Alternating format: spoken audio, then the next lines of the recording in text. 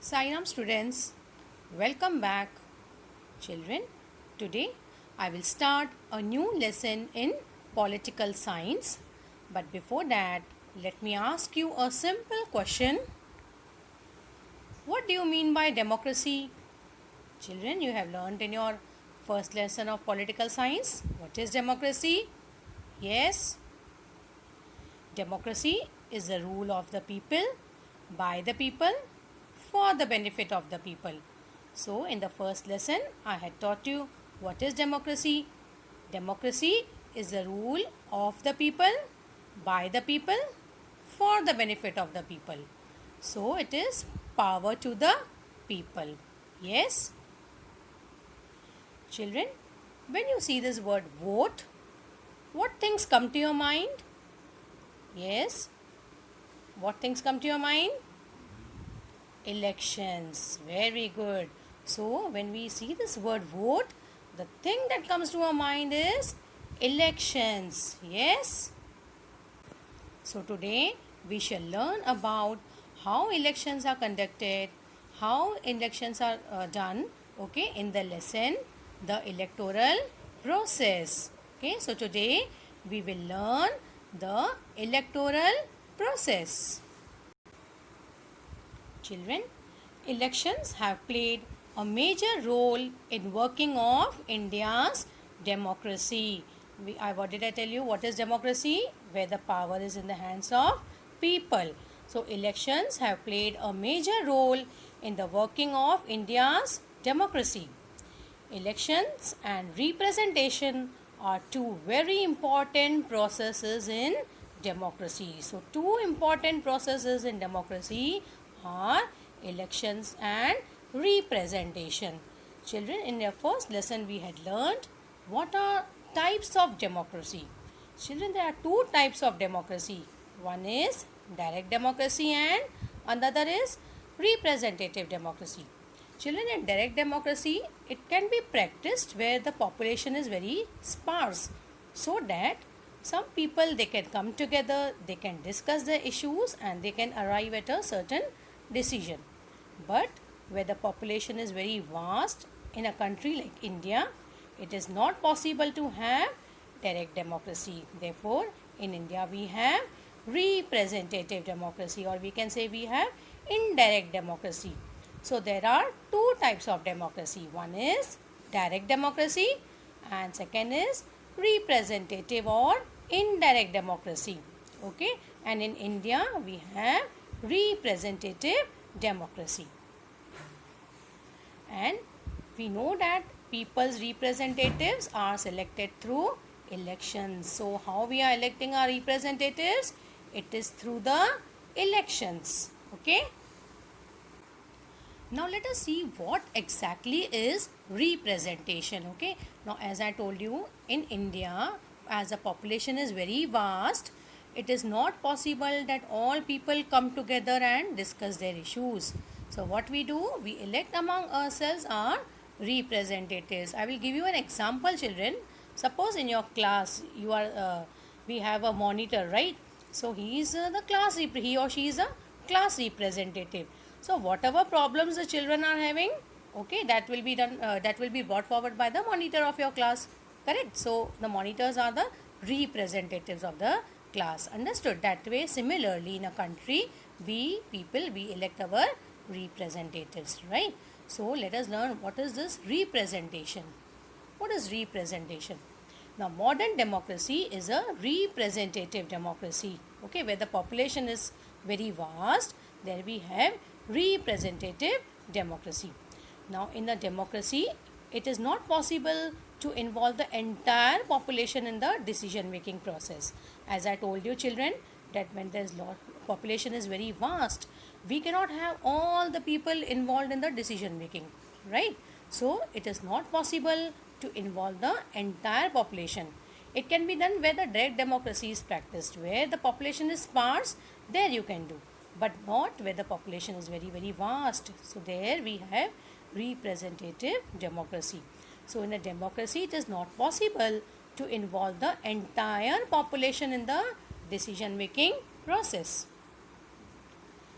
This resulted in starting of the practice of electing some people on behalf of the entire population as representatives who would run the government.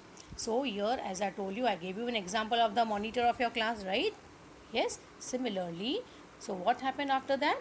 This resulted in the starting of practice of electing some people. Some people are elected on behalf of the entire population as representatives who would run the government, right? So these representatives are elected by people, that is by us. We are electing them, right?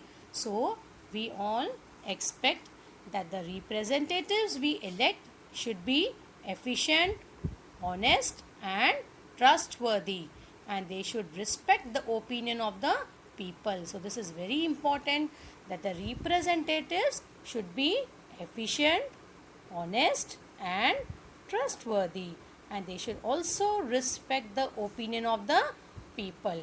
So what is this representation? As I told you, children, we people are electing among ourselves, okay, the representatives, and these people, that these representatives which we elect, we expect them to be efficient, honest, and trustworthy, and they should respect the opinion of the people, okay.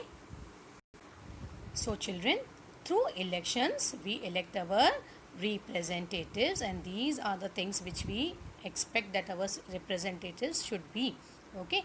And so when we are electing them through elections, so elections, what they do, they help to bring a change in power through peaceful means. So after every 5 years we have elections, right? So we only are having the power, okay. Basically we people only are electing these representatives through elections. So elections, they help to bring a change in power through peaceful means. It is done peacefully, okay.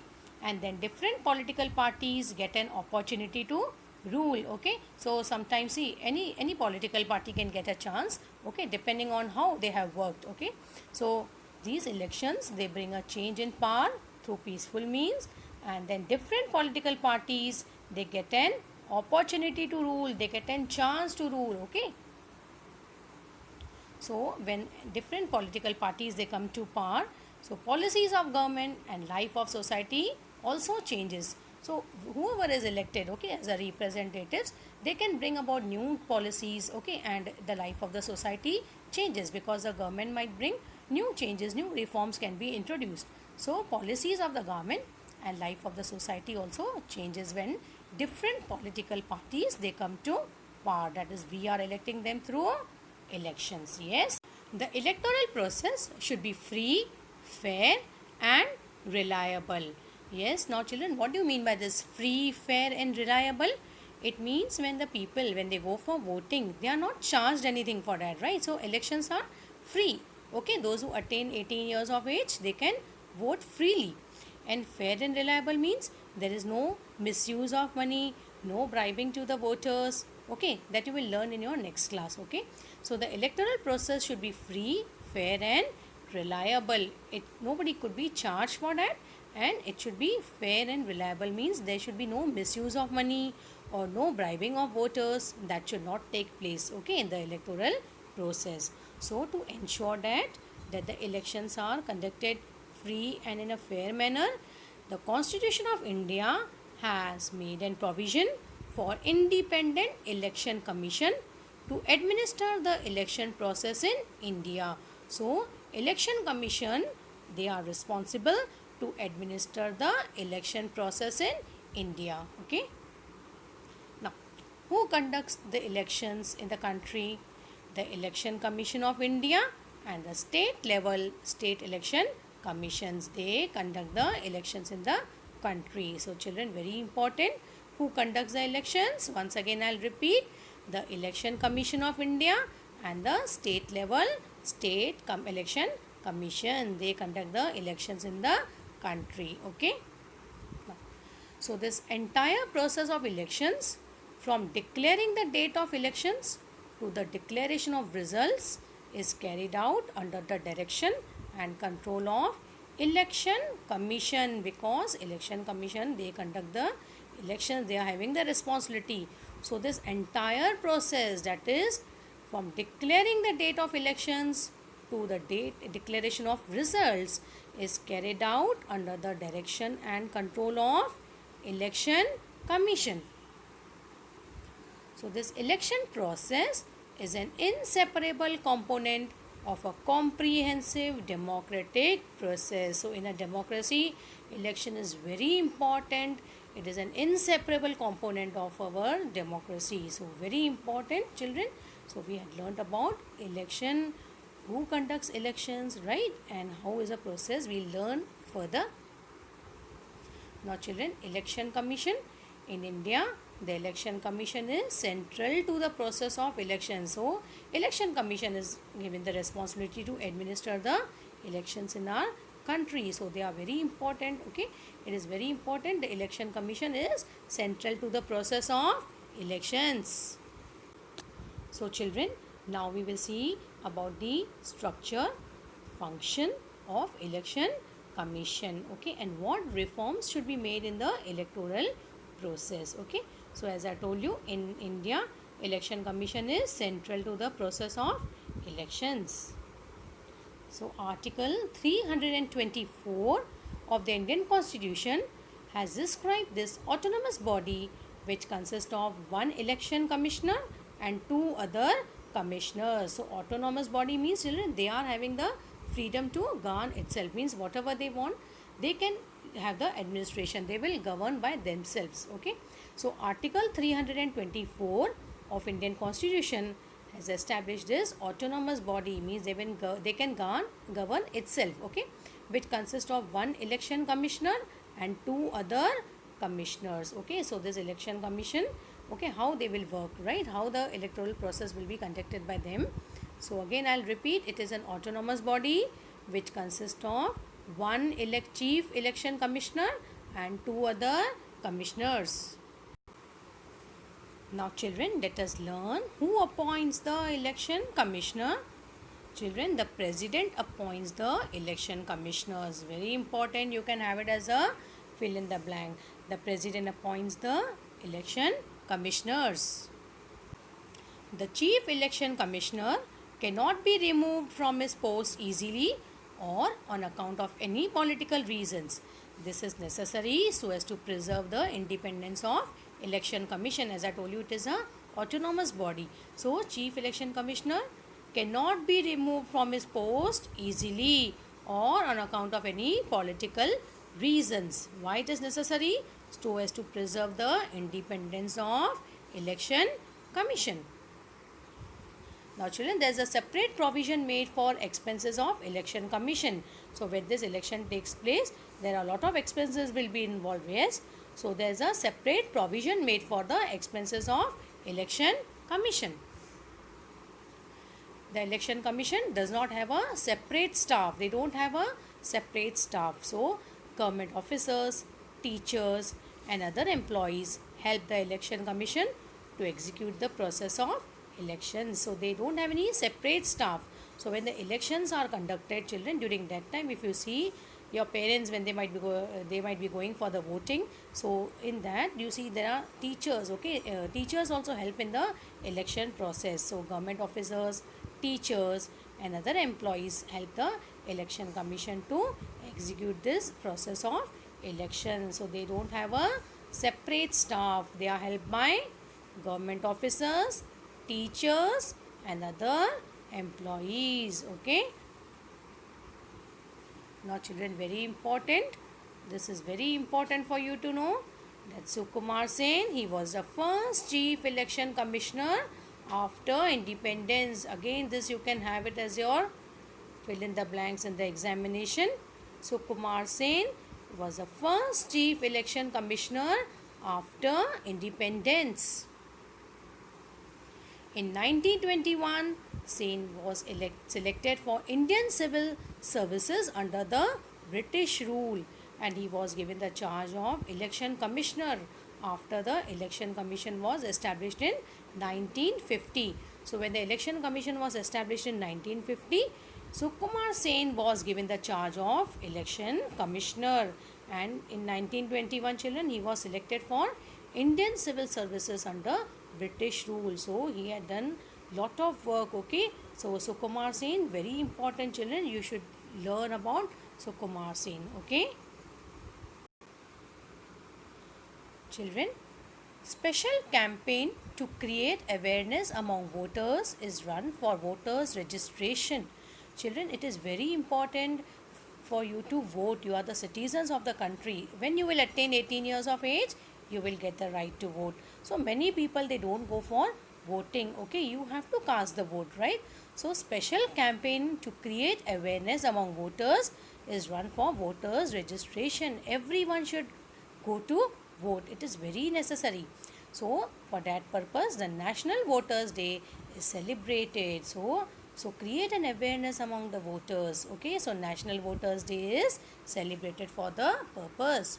So National Voters Day, it is on 25th of January, Foundation Day of Election Commission of India. Okay, so National Voters Day is celebrated on 25th of January. It is created for awareness among the voters. Okay, now children, let us see what are the functions of Election Commission.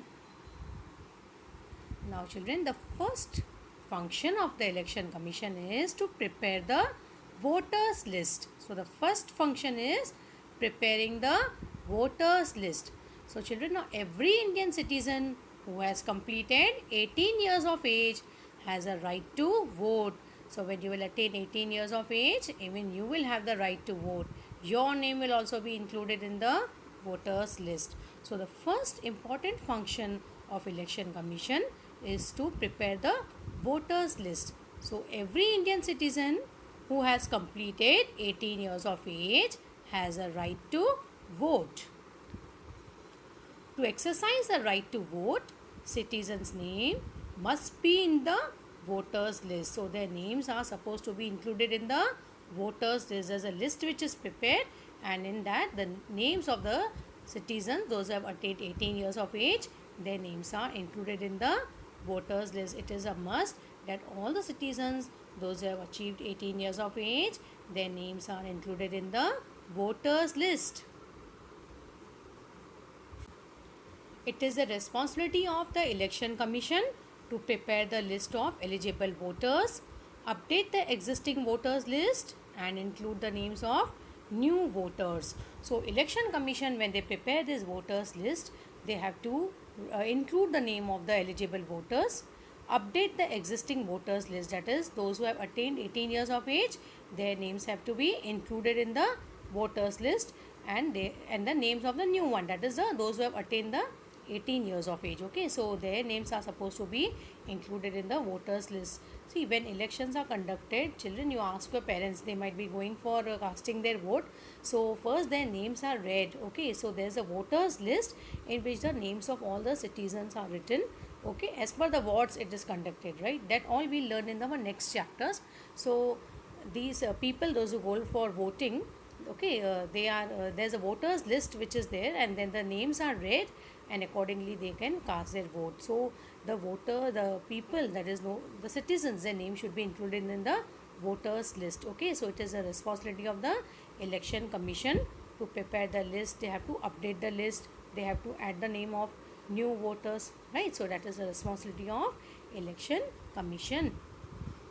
And the Election Commission has the authority to issue identity cards to the voters. They have, see, voters ID is there. Your parents, you ask them, okay, they will tell you. And when you go for the voting, okay, there you should have a proof that you are the citizen. So your Aadhaar card or your driving license, passport, all these are your proof that you are the citizen of the country. So when you go for voting, you have to carry these documents, or there's a voter ID card which is being issued. So who is having the authority to issue that?